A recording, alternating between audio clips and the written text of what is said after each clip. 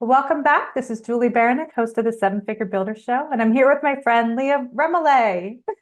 How are you, Thank you Leah? for having me. I'm great. Awesome, awesome. So first and foremost, where in the world are you? I am in Washington State, so I am on the West Coast. Nice, nice. Yes, we are across the country from each other. That we are. So for those that haven't had the pleasure to meet you, can you tell us a bit about your business? I know you've got such a varied expertise and so much we're going to talk about today. Absolutely. So I am a productivity strategist and I am basically obsessed with balance. I wanted for myself first, but then to show other women how we could have an and life. And what I mean by that is I love running my company. I have been doing it for 15 years. And I love reaching new heights and having big goals and doing all kinds of amazing things. And I also want to have time for my family, for getting to feel like I am a present and purposeful mom, wife, friend. I have time to exercise. I sleep 8 hours. I can take a nap when I want to and go have lunch, with my girlfriends. So wanting to really have an and lifestyle. And for a long time, I thought that was not possible. I thought, sorry, they're all saying balance doesn't exist and you just have to hustle harder and you have to give up so much. And there is truth in that we do have to make sacrifices and there are seasons of hustle, but it should never be a continuous ongoing hustle because that's what leads to burnout. So I did burnout and I burned out hard. I ended up in an ambulance and knew that everything needed to change. And as I started implementing and bringing in just simple systems and I would stack them on top of each other, everything changed. And I went from, and we can go into this more, but I went from, crazy hours that never ended to, oh, I worked 3 days a week and I didn't lose profit. I did not lose any profitability. In fact, we continued to increase in profitability. Wow. And so having that experience, I knew there's no way I am the only mom who is drowning in all of this, trying to figure out how to do it better. And so I started teaching how to do it all better. And that's what I love talking about. I love that. And I know I've talked to many people and they're like, balance is a lie. Like, you can't have it all. Yes. You can't do these things. And looking back and where you help your clients, but where are the gaps that you had and your clients have that started with the burnout and led to freedom? One of the biggest gaps is a mindset shift. And it's around this belief that I need to do everything, that it's my responsibility, or no one can do it as well as I can, or it's going to be too hard to teach someone how to do it the way I want it done. We've all played out these scenarios. And that's what I was doing, right? I was convincing myself, honestly, if we get down to the root of it, like that I was irreplaceable. I was too important. There's no way anyone could do things at the level that I could. Now, I'm going to say that is true in some very, very small, tight areas. Mhm. No one can be my kid's mom as good as I can. Okay. Totally accurate. No one should be my husband's wife as good as I can be. Right. And there are core components of my company that are my zone of genius, and I should be doing those things. But there were so many things that I was taking on that I just should not have been doing. And so, and that doesn't have to mean outsourcing. It does often. It definitely does often, but it doesn't have to. That can also mean taking the time to finally set up the automation so that you're not going in and doing it yourself. Or it can mean working smarter, not harder, by utilizing batching or time blocking or Eisenhower matrix, or any other of these amazing strategies where you start putting them in place and you see these differences. The other huge thing was I was looking for an easy button. It wasn't even an easy button. I didn't need it to be easy. I just was looking for a one-stop fix. I was looking for the one thing that was going to give me my sanity back, my life back. And I can now say, after 10 years of doing it the right way, there is not one thing. What you need to shift and start looking for is all of these different needle movers. So I started looking for, oh, if I make this shift, it saves me 30 minutes. And if I make that shift, it saves me 10 minutes. And that might not seem like much, right? Like, oh, is it even worth it? But the more that I kept stacking those, all of a sudden it's hours. I mean, it is literally hours. It's, oh, I don't even need to work on Fridays. And you know what? I don't need to work on Wednesdays. And you know what? I don't need to, right? Like, I mean, it just stacked on top of each other to where it made all the difference. I love that. So I'm curious though, as you're freeing up the time, what did you do to not replace it with other busy work? Yes. Okay. So for all of our overachievers, we have this desire, like, I got free time. You know what? I could start a whole nother company. I could start another division. I should create a new product. Right. So I really sat down and was intentional with how I was going to replace that time. And I had to train myself because I had some really bad habits. Right. And I knew in my heart what I wanted, which was to be present and, to be able to get my home feeling good and not this constant chaotic, frazzled, no, there's no plan for dinner. No, I have not done, laundry. No, I don't know where groceries are. Like instead of having those constant feelings, I wanted our home to feel peaceful. I wanted my business to feel like it was ahead, not constantly playing catch up. And I wanted to feel fiercely present for my family. And so in the beginning, like even taking this a little step further, when I was one of the first things I did is I set office hours. And I said, okay, this is when I'm going to work. Well, I have always had an office at home. And so I can, easily sneak in and get some work done. So in the early years when I was trying to make these shifts, I literally had to power down my computer because I had to protect myself from myself, right? Because I would sneak in and I would start working, all of a sudden 45 minutes goes by. So in the early years, I would do things like that. I would literally power down the computer and put a barrier between me and work. So I would do little things like that. But I also, going back to your question, I said, okay, how do I want to spend this time? And one of the first things that I decided was that I really wanted to be in my kids' classrooms. So as I freed up time, I took those hours and I started being in the kids' class. And then when the next thing came, I said, okay, I am going to start scheduling lunch with girlfriends, once a month or something. Yeah. So I replaced it with that. So I just started consciously looking for how I was going to replace that time. And then I did time block it into my calendar. Like even if it was nap time, I blocked it into my calendar. I have a kind of joke confession, which is that once I got all of these things in place for the entire time my kids were in elementary school, I had a meeting every Wednesday with Sage. And Sage was code for I was going and getting a massage. I love it. So I literally just started blocking in the way I wanted to spend the time, even if it was saying, oh, this is going to be meal prep, or this is going to be cleaning up, or this is going to be whatever it might be. Yeah. And that doesn't mean having to live every moment by your calendar, right? Like I do live by my calendar, right? If it's not there, it doesn't happen.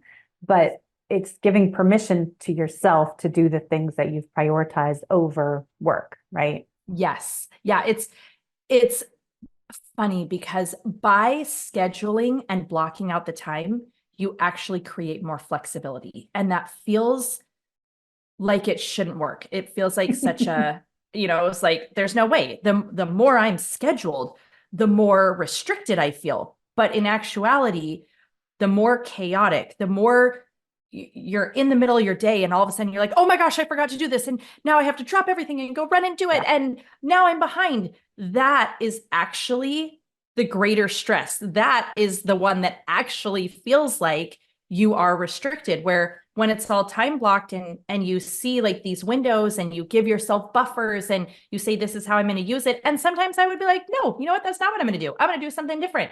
But that window was available for me. And so I had more freedom. Yeah, for sure. And you mentioned a couple, but what are some systems? I'm a big systems automation person. That's like where I geek out. So what are some that you've put in place that have really freed up your time?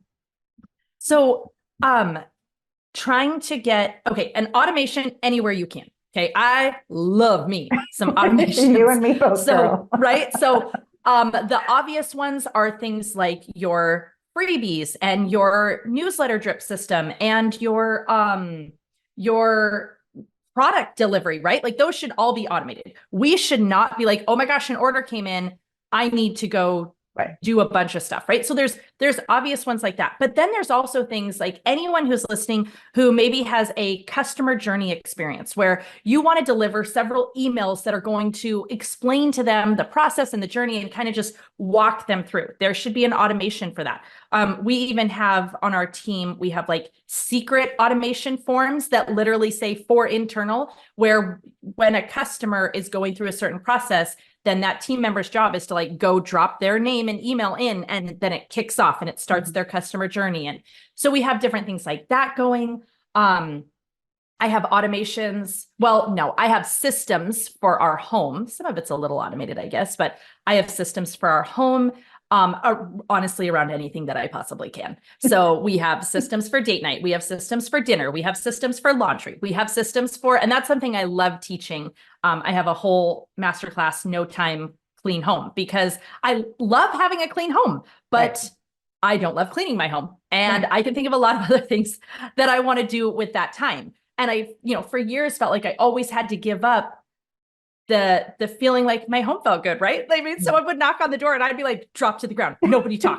We are not answering that door, right? And now it's like, it feels great. You can stop by and I will not be embarrassed. And it just stays great, but without me. So you're just looking for all these different places where you can make a difference. And then the other thing I would say is making sure that you're connecting your systems. I'm sure you've probably talked about this before, but using Zapier to be able to get the two systems to connect, because I see that slows a lot of people down. They've got an automation going here and they've got an automation going here, but they didn't get them talking to each other. In fact, I literally sat down with my husband on Saturday and was like, wait, why are you dropping these emails in yourself every time? He's like, well, because I have to get them from here to here. And I'm like, okay, no, let me show you. Let's create a Zap. Boom, it's done. And so that's one that I think maybe feels intimidating for a lot of people. It's like, feels like it's going to be too techy. It's really not. It's actually like surprisingly easy. It takes I made his in less than 5 minutes. If it was my first time, if he was doing it all by himself, okay, I bet it would take an hour because he's going to watch some YouTube videos, right? Like to figure it out. But these are things where I think so often we get stuck in this trap where we're telling a story that says, I don't have time to fix this. When really, if you would just carve that time and fix it, you're now saving time future forward over and over and over. Yeah, no, 100%. I totally agree with you. And you mentioned earlier about needing humans to, kick things off. And it's okay if there's a hybrid, right? Like a lot of people have that where you need to do a human piece and then it kicks off an automation and off it goes. But there are so many places that you can include those apps that it just kicks off from one system and it goes to another system. And then you can take that human element and apply it somewhere else, right? Where it makes more sense. Yeah, I agreed. And I think when we're trying to figure out, okay, well, where do I start? Like, what do I look for? Start tracking your time, which is so obnoxious. It's annoying. Nobody enjoys doing it. Please don't think that I'm like, because it's going to be fun. It's not. It's totally obnoxious. But there is power in doing the hard things. Yeah. And when you track for even 1 week, you start realizing I spend that much time on this. Yeah. And then you think, okay, do I need to outsource it? Do I need to build a system for it? Can I automate it? Like, can I let go of part of it? And you start looking for how you're going to just be more effective. Yeah, absolutely.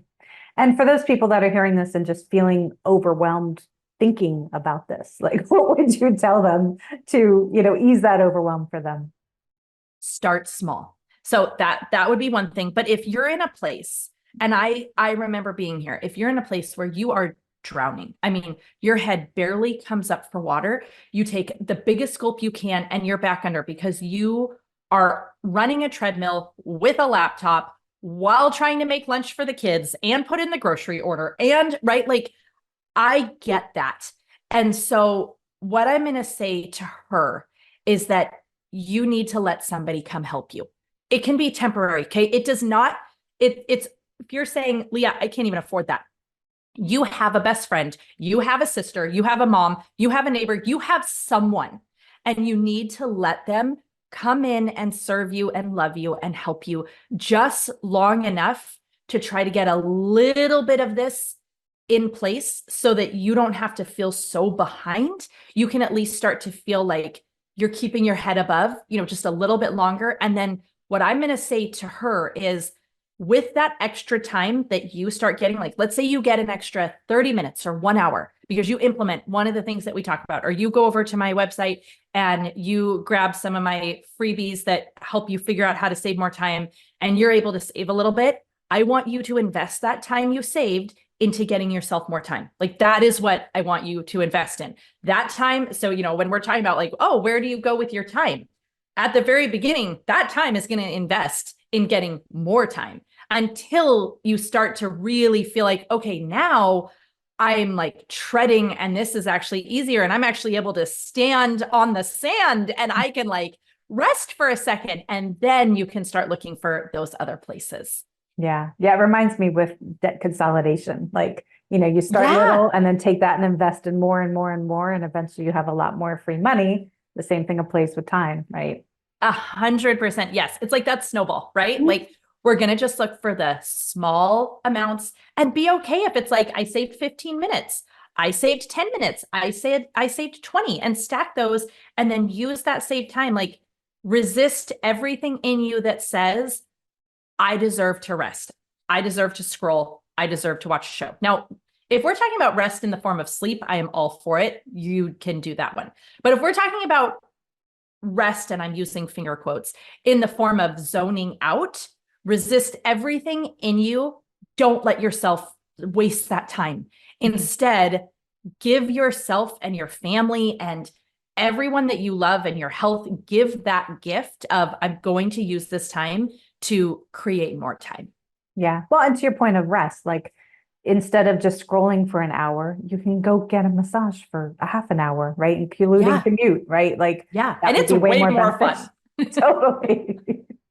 Totally. And how have you seen this play out in your family and your marriage? Like, it sounds like you were in burnout before. You've had a complete transformation. Tell us about that a bit. Yeah. So when I started my business, I had a 3-year-old, a 2-year-old, and a 4-month-old. Like, oh my goodness. Really smart time to start a company. Of course. Why not? Right? Totally. And my husband was in undergrad, just about to go to graduate school. And so the desire for having a business was, we're living in student loans. We make almost no money. Man, it would be so nice if I could contribute something. So that was the original goal. And I, start contributing a little. My first goal, I remember vividly sitting on the edge of the bed, talking to my husband and saying, it would be so amazing if I could bring in $1,000 a month. And I'm not downplaying that. Like, it was amazing. It changed things for us, but my business took off very, very fast, which is, I'm so grateful for that. I have always loved business. I love thinking through business. I love strategizing business. So it just happened really quick. And I would hit 6 figures within 12, 18 months. And so now I have become our sole provider. He is now in graduate school. He lives at the library or in the labs, and I am taking care of the kids, who none of which are in school, running a 6-figure business. And I am literally trying to be everything for everyone at all times. And so I stopped sleeping. I couldn't think of how else to create more time. So basically, I had already cut out everything. Like, forget exercise, forget friends, forget anything that was for myself. Like, that had been, tossed to the side forever ago. All I was trying to do was like keep children fed, clothed, and alive, and keep clients happy. And there still was never enough of me to go around. And so I would put the kids down at about 8, earlier if I could get away with it. And I would go to work, and I would work until about 5 a.m. And sometimes literally my head hit the keyboard. Like, I would just fall asleep and drag myself to bed, They would wake up at about 7. I would start it again. And I would do this I figured out I could do it about 5 days in a row. And then I had to do one day where I got 4 to 6 hours, and then I would start my cycle again. And I just kept doing this and doing this. Well, during this time, I had memberships to everything. We lived in Portland, Oregon at the time, and I had memberships to the zoo and the Children's Museum and like all the things. And I would, every Wednesday afternoon, I would take the kids and we would go to one of those. And I am not exaggerating at all when I tell you that was the 3-4 hours a week out of 168 hours that I felt like I was a decent mom. That was it. That was the only time where I felt like I'm a good mom. And the rest of the time, I just felt like I was drowning. And one day we're at the zoo. I can still remember it vividly. We are looking at the alligator exhibit, which was Addie's favorite, and she was my oldest. And she's about 4.5. And all of a sudden I can feel that everything's closing in around me. My vision's going out, my hearing's going out, everything's starting to go black. And I'm like, oh no, I'm about to go down. And I'm trying to get myself to like a bench, to something. And when I woke up, I was on a stretcher and I was being put into an ambulance, and I locked eyes with her, and she's got the double stroller that she's holding on to, and her eyes are just the size of saucers. She's so terrified. And I knew it was my fault. Like, the honest truth is, and I'm not saying that in a martyr way, I'm saying I did this. I wasn't taking care of my health. I was burning too hard for too long. And guess what? It catches up. And so that was when everything changed. And before they even discharged me from the hospital, I was already making a plan, and I made the commitment, and I just said, I will walk away from my business. And that was terrifying because I am our sole provider. Like, who's paying the mortgage if I'm not doing this, right? But I was like, absolutely not. Nothing is more important than them. And if I don't fix this, I'm going to lose my marriage, because I'm a walking zombie. I don't have time for anything any of the time. So, he wants to be with me. He wants to hang out with me. He's like, do you want to watch something? I'm like, give me 5 minutes. I've got to finish this.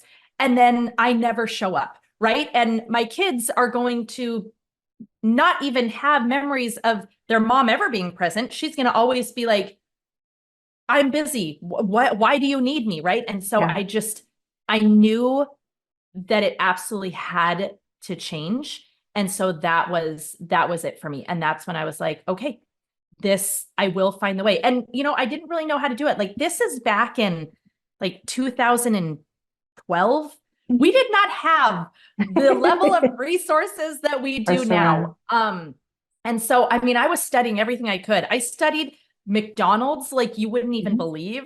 I studied, and what was interesting is so much of what was out there, especially at that time, it didn't really help for a work from home mom. Like, if you go to a corporate setting and you get to close your office door and you get to be alone, sure, those ideas work. Yeah. But when you have kids who are, they're not even all at school yet, and you're trying to do this in between nap time and lunchtime and all the other things, a lot of it didn't work. So I just started literally pouring through it, studying it, trying it, adapting it, tossing what doesn't work, refining what does, and then just stacking them over and over until I was able to find this answer. And that was, you said so many people like to throw out there, balance doesn't exist.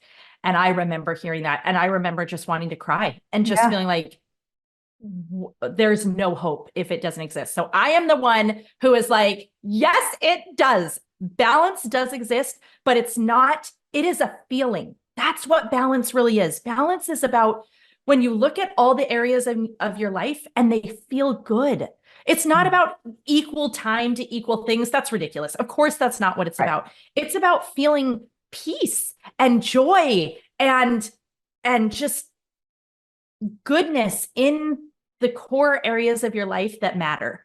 And now that I have gotten to feel that, I just know there's no way I'm the only woman out there who struggles or did struggle with this stuff. And so it is my mission to just help as many women as I can balance the busy so that they really can feel like they're thriving, that they're loving their life, and they can follow that dream, which was placed on their heart for a reason, and be all of those other roles and feel really good about how it's all working together.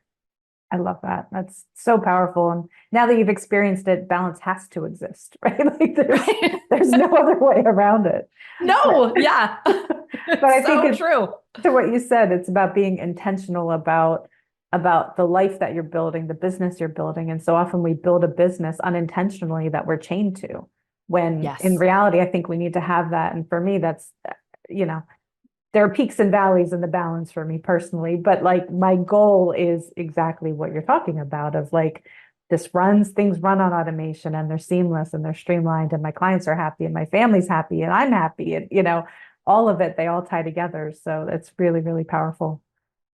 Yes, exactly. And it's not going to be perfect for anyone. It's not perfect for me either. And there are seasons, right? Like if any of us are in launch mode, things might feel a little more hectic. Now, I'm still going to say, I want to see people batching as much as they can ahead of time. I want to see them, having a solid plan that they're going to follow. Things are scheduled really well and pre-scheduled, but there's still seasons of life that are they're busier, right? Like, that's why I'm like, I'm not going to try to pretend that we're not busy. So my podcast, I should clarify, I know you know this, Julie, but my podcast is called Balancing Busy. And, I've heard people say like, oh, I don't like to use the word busy. And I get that. Like, I don't particularly want, a slew of us women running around feeling busy all the time. Right. But our lives are full. I mean, we know how to do full. So my goal for every woman is to help her go from frantic to fulfilled. Now, fulfilled still has full in there. Like, life is still full, but it feels fulfilling instead of frantic all the time. Yes, I love that. And how do you help people do that? Like, for people that are hearing this and would love to work with you, like, what does that look like? Absolutely. Okay. So first thing, we already know you like podcasts because, you have excellent taste. You're listening to this podcast. Of course. So I would love, like, you're in the platform, go do a search, find Balancing Busy, and follow my podcast. Next is you can go to, let me actually say this. The first thing is, for anyone who's saying, I am a visual, I want to actually see this and then it's going to resonate, then I'll get it. If you want to go to gift.balancingbusy.com, I will give you guys a sneak peek of my systems. You can just actually look at the behind the scenes of what some of my systems look like and be like, oh, okay, that makes sense. So I would love to gift that to your audience. And then as far as working with me, we have masterclasses, we have all kinds of opportunities to help both balance the home life and balance the business. Because the real goal is we need all of it to integrate and we need them all to work together. So that's where I focus is whichever one you need first, you go to that one first, balance the home, balance the business, whichever one. And then ultimately, eventually, my hope is to help in all the areas. I love that. Thank you so much. And yes, definitely go check out the gifts. We'll have them in the links below. But I'm curious, you've accomplished so much from your business, your personal life, all of it. But how do you define success? What does that look like for you? Success is when you put your head on the pillow and you feel so good about the day. Like you think about the day and there's just so much gratitude over all the things. And it doesn't mean life is perfect. It's never going to mean life is perfect. But there's just this deep gratitude over all the goodness. And to me, that is true success. And I can't, of course, not say that means that things in our homes are going really, really well. Because to me, there is no form of success that will ever be worth failure in the home. And so, having the success in my business, like getting to be a speaker and speak internationally and having a top podcast and reaching these incredible monetary milestones, like Don't get me wrong. It's really cool, right? I'm not going to pretend like I'm not like, oh my gosh, happy dance. This is crazy, right? Like it's amazing, but never, ever, ever will I let that happen at the expense of my family again. And so it's that balance. What can we say? Absolutely. And it's incredible. And you're so right. I mean, that's why we do what we do, is for what we have at home. So when we get those reversed, everything gets screwed up. Yes. So, Yes. Amen. yeah. And if you had the attention of the whole world for 5 minutes, what would you tell them? Family is everything. There is nothing more important than family. And we all come from different backgrounds, different experiences. Maybe we didn't get to have the family we deserved when we were little. But we can change it now, and we can be and create the family that our kids deserve, that we deserve, that there is nothing more important. That is the foundation of great communities, of great nations, of great leaders, of great everything. There is nothing more important than family. And that is absolutely the thing that I would shout from the rooftops. Thank you, Leah. I couldn't agree with you more. And I appreciate that. And so many people, we focus on business. We don't focus as much on family. So I love that you tied the two together, and they have to go hand in hand. So I really, really appreciate that. Yay. I'm so glad. Thank you so much for having me. Of course, absolutely. And we'll definitely have the links below, like I said, for everyone to come check you out. And if you found value in this episode, please do share it. And that's how people find us. And you can find me at sevenfigurebuilder.com. And I'll see you on the next episode.